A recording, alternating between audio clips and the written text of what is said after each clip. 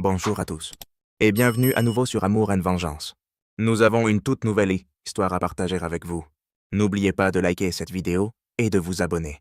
Nous serions ravis de vous lire dans les commentaires. Commençons. Je m'appelle Rémi. Quand ma petite amie a insisté, j'ai accepté de rencontrer ses parents lors d'un dîner. Elle m'a dit que c'était important pour elle.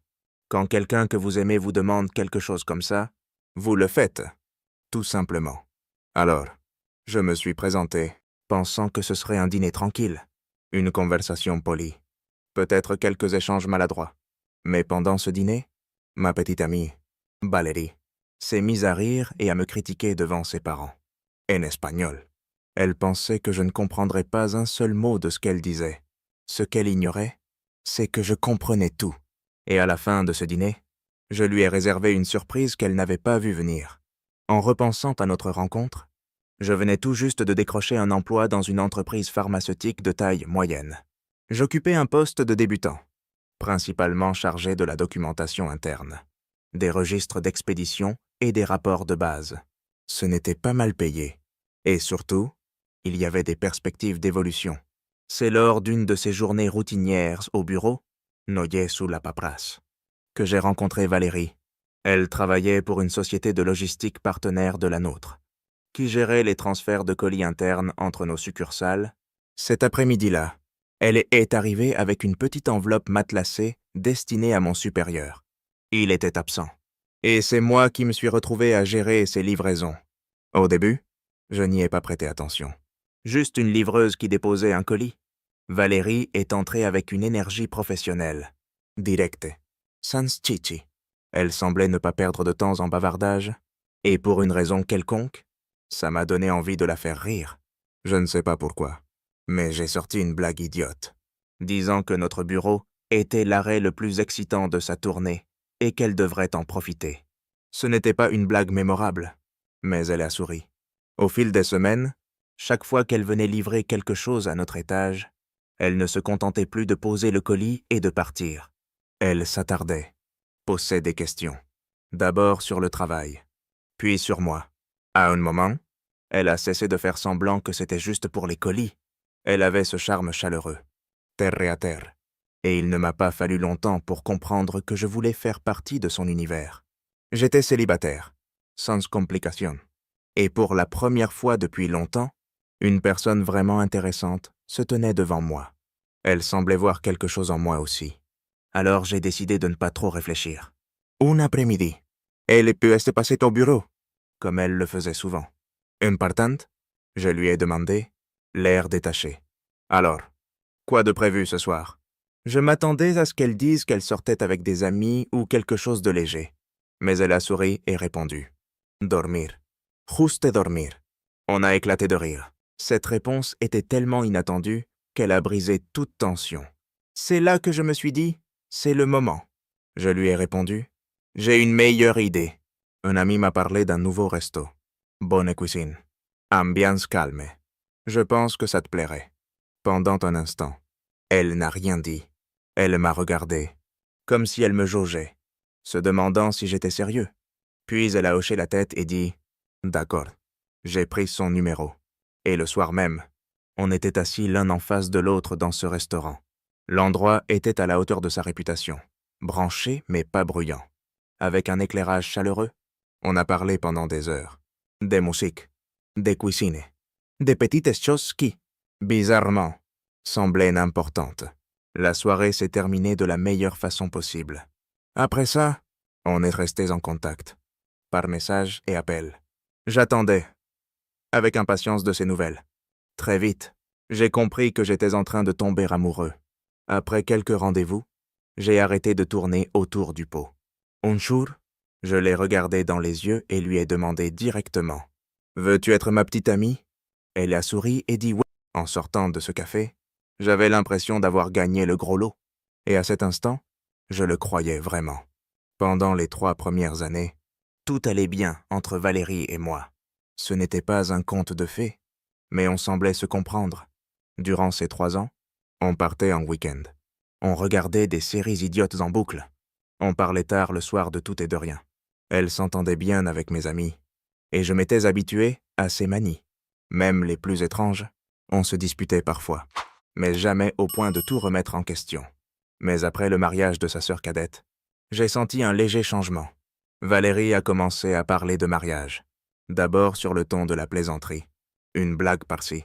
Quand ce sera notre tour, par là. Mais avec le temps, ses remarques sont devenues plus insistantes. Elle parlait de plus en plus des attentes de ses parents, de leur culture, où il ne s'agissait pas seulement de ce que nous voulions, mais aussi de ce que sa famille attendait. Et ils attendaient qu'elle se marie. J'ai compris son point de vue. Je le respectais. Sa famille était soudée, traditionnelle. Et je savais que cette pression n'était pas facile à porter. Mais je savais aussi que je n'étais pas prête à faire ma demande. Pas parce que je ne voulais pas, je l'aimais et je voulais l'épouser, mais parce que je m'étais fait une promesse. Je ne me marierais pas en galérant financièrement. Une promotion pour laquelle j'avais travaillé dur approchait, avec un salaire qui pourrait financer le mariage dont Valérie rêvait. Alors je lui ai demandé d'être patiente. Je lui ai expliqué que la promotion était imminente, que j'avais juste besoin d'un peu de temps. Mais cette conversation a brisé notre dynamique. Elle a dit qu'elle comprenait. Mais après ça, elle s'est éloignée. Elle mettait des heures à répondre à mes appels. Parfois, elle ignorait mes messages. Elle agissait comme si tout entre nous était en pilote automatique, comme si elle n'était plus vraiment là. Il y avait une froideur dans sa façon de me parler, comme si elle s'était déjà détachée émotionnellement. J'ai essayé d'en discuter, mais elle balayait mes remarques. Quelques jours avant le week-end, Valérie m'a envoyé un message. Il disait « Salut! T'es libre ce week-end? Mes parents veulent te rencontrer. » J'ai fixé mon téléphone un instant. Je ne m'y attendais pas. On était sérieux. D'accord. Mais rencontrer ses parents, c'est une étape importante. Et pour être honnête, je ne me sentais pas prêt. Mon premier réflexe a été de dire non. Et j'ai même commencé à taper une excuse. Mais avant que je puisse l'envoyer, elle a écrit à nouveau. Sérieux? Qu'est-ce qui pourrait être plus important que de rencontrer mes parents? Ça m'a stoppé net. Je n'avais pas de bonne réponse. Je n'étais pas vraiment occupé. J'étais juste nerveux. Rencontrer les parents de quelqu'un, c'est délicat. On ne sait pas à quoi ils s'attendent. Et s'ils ne vous aiment pas, ça change tout. J'ai essayé de l'appeler pour mieux m'expliquer. Mais elle était ferme. Écoute, si on est sérieux, ça ne devrait pas être négociable. Elle n'avait pas tort. Je ne voulais pas me disputer. On avait déjà eu quelques petites disputes récemment, et je n'avais pas envie d'en déclencher une autre pour ça. Alors j'ai cédé et dit oui. Son ton a changé immédiatement. Super. Ils vont t'adorer. A-t-elle dit, comme si elle n'avait aucun doute. Ça m'a un peu rassuré. Mais je savais que je devais être au top. Les premières impressions comptent, surtout avec des parents. Alors j'ai commencé à me préparer.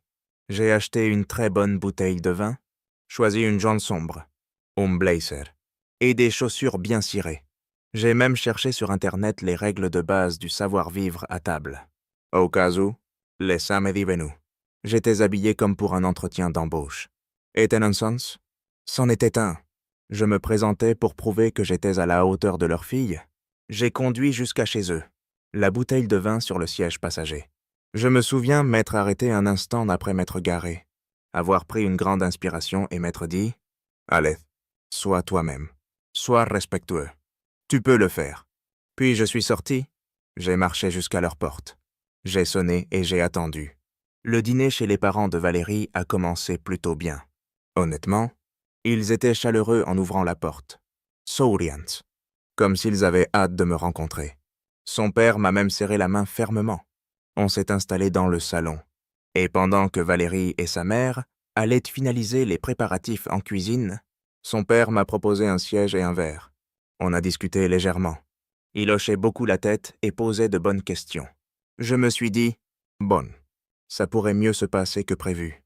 Quand la mère de Valérie a appelé depuis la cuisine pour dire que le dîner était prêt, on s'est levé pour passer à la salle à manger.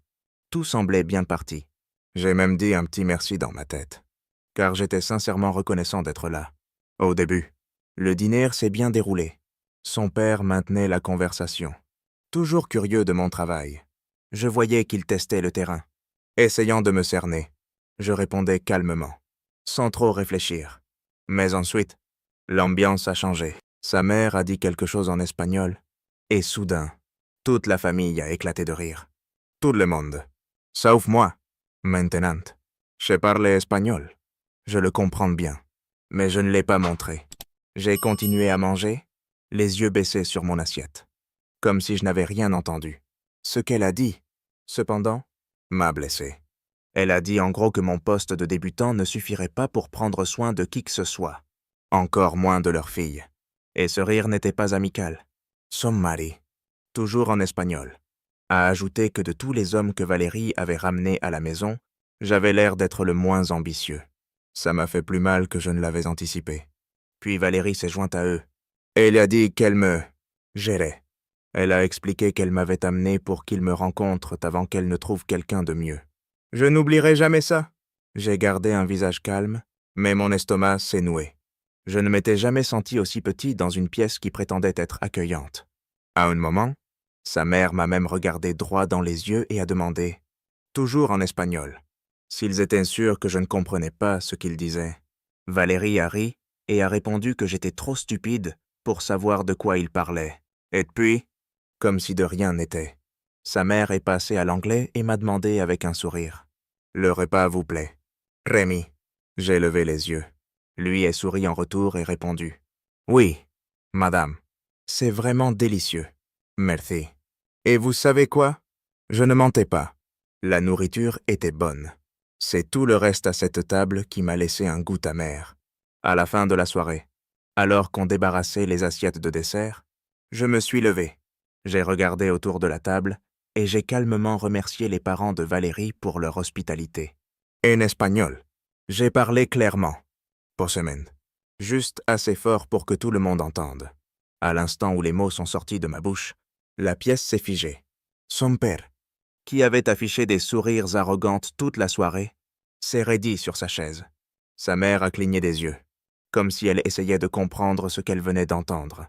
Et Valérie avait l'air d'avoir vu tout son sang quitter son visage.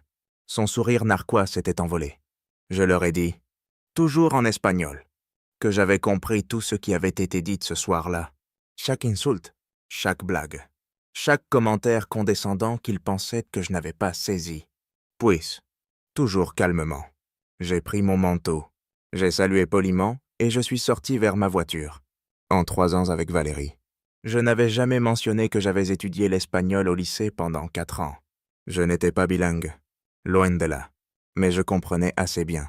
Je ne pouvais pas tenir une conversation fluide, mais je connaissais les mots. Je reconnaissais le ton. J'en savais assez pour rester assis pendant tout un dîner à entendre des moqueries en face de moi sans broncher. Et amusant.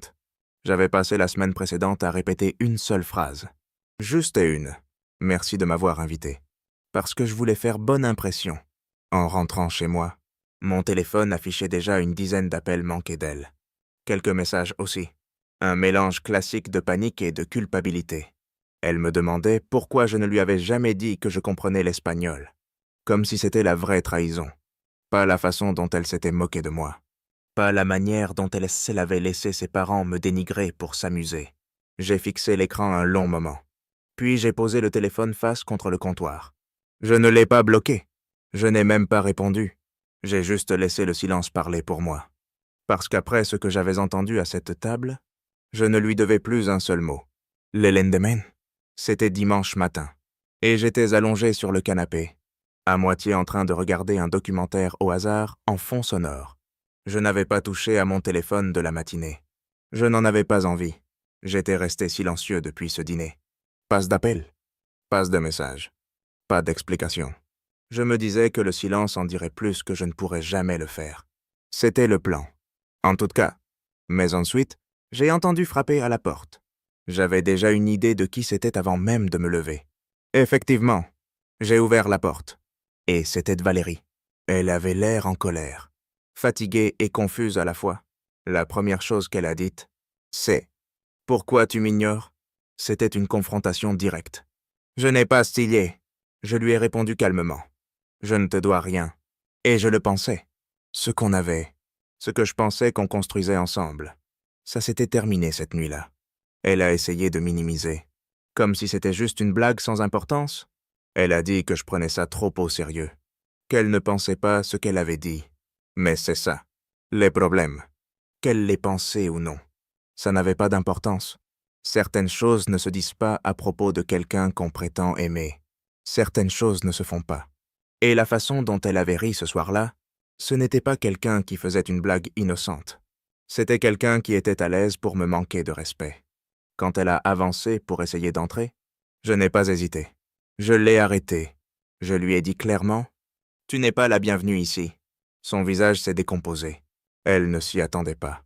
Peut-être qu'elle pensait que je discuterais ou que je céderais. À la place. J'ai juste fermé la porte. Je l'ai verrouillée. Le silence n'a pas duré longtemps.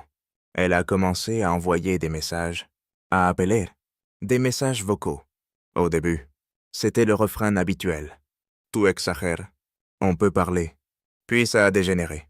Les reproches, les insultes, les accusations. Disant que j'étais trop sensible ou trop froid. J'ai regardé tout ça s'accumuler sur mon écran jusqu'à ce que ce ne soit plus que du bruit. C'est là que je l'ai bloqué, téléphone, réseaux sociaux, tout. Je l'ai fait pour respirer. Je l'ai fait parce que je l'ai enfin vu clairement. Et j'ai réalisé que je méritais la paix. Alors je me la suis offerte. M'éloigner de cette relation n'a pas été facile. Je mentirais si je disais que ça ne faisait pas mal. Il y avait eu de bons moments où je croyais vraiment qu'on avait quelque chose de solide.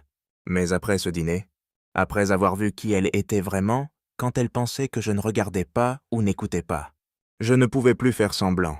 Le respect est une limite qu'on ne franchit pas. Et une fois qu'il est perdu, il ne revient pas. Alors j'ai mis fin à tout ça. Les jours qui ont suivi ont été lourds. Il y avait des moments où je me demandais si j'avais raté un signe, si j'aurais pu faire quelque chose différemment. Mais la vérité, c'est que parfois, les gens portent des masques si bien qu'on ne voit pas les fissures avant qu'il ne soit trop tard. J'ai dû l'accepter. Ne pas me blâmer. Et avancer. C'est ce que j'ai commencé à faire. Je me suis recentré sur moi-même, avec intention. J'ai commencé à me concentrer sur mes objectifs, ma carrière, ma santé, les petites choses que j'avais négligées. J'ai investi mon énergie dans mon travail, repris des livres que je voulais lire, et renoué avec de vieux amis. Je n'essayais pas de combler le vide qu'elle avait laissé. Je voulais le comprendre, m'y installer, et en tirer des leçons. Je ne dis pas que tout va mieux.